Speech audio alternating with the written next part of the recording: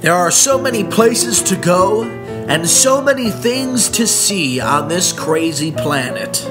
Rather if it's vacationing to the fields of Italy, enjoying the parks of Russia, studying abroad in Korea, indulging in every fantasy on the Vegas Strip, or getting a snapshot of Paris Hilton's crotch. But none compare to the sexy skyline of the city of Chicago. Doesn't matter if you're a North Sider or a South Sider, anyone can find a little sweet haven to call home. Specifically, Jefferson Park. Also known as the Gateway to Chicago, Indian trails were already formed, which made it easy to travel from the outskirts of the city. I guess the white man didn't steal it, we just,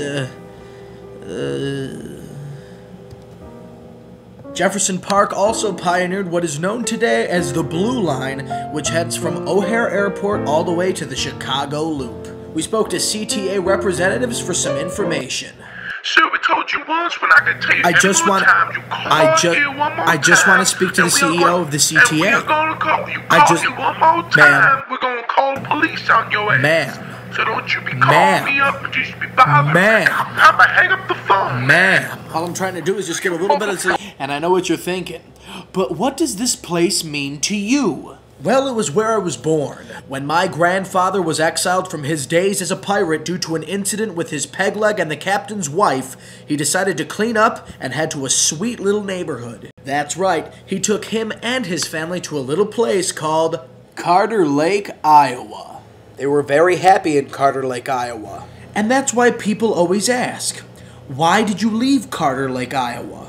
Well, the answer is rather simple. Zebras. There was so many zebras. The population of zebras was far more than what was comfortable. Picture Hurricane Katrina, but instead of water, it was zebras. There were that many zebras. And you know what that means. If there's zebras, then there's cougars. So we got a bunch of cougars running around and these zebras and all this shit, and they just keep fucking everything up, so we just had to get out of there. So my family took off with no idea on where they were going. That's when they found this cute little city called Chicago, or as the Native Americans call it, Chicago. They found a street with adorable little bungalows on it, and that is where they will stay. My father, my grandfather, and all the rest of my family lived there their whole lives. And then, that's when my father met my mother, and they had me. I was in Jefferson Park since the beginning. We did everything there. Went to school, went to church, went to the doctor's office, listened to Ben Folds, made sandcastles, bought ice cream, went on the swings, talked about other things to do in Jefferson Park. We even subscribed to a bunch of magazines one time. Jefferson Park still looks the same, but there were some minor changes, as we found out in this interview with an old Chicago historian. As you can see here, in the 1930s, Jefferson Park was predominantly white. In fact, they were all white. And then it wasn't until the 1960s when other races came involved. But by the 1990s, white wasn't the only color spread out through this wonderful town. It became white mixed with black, or as the politically correct term would be, Black American, along with American Indian, Asian Pacific Islander, other race, and Hispanic origin. Those all joined Jefferson Park's regime of awesomeness. I don't know, it's just something about walking down those streets. It gives me a feeling I just can't describe. And the food! Did I even mention the food?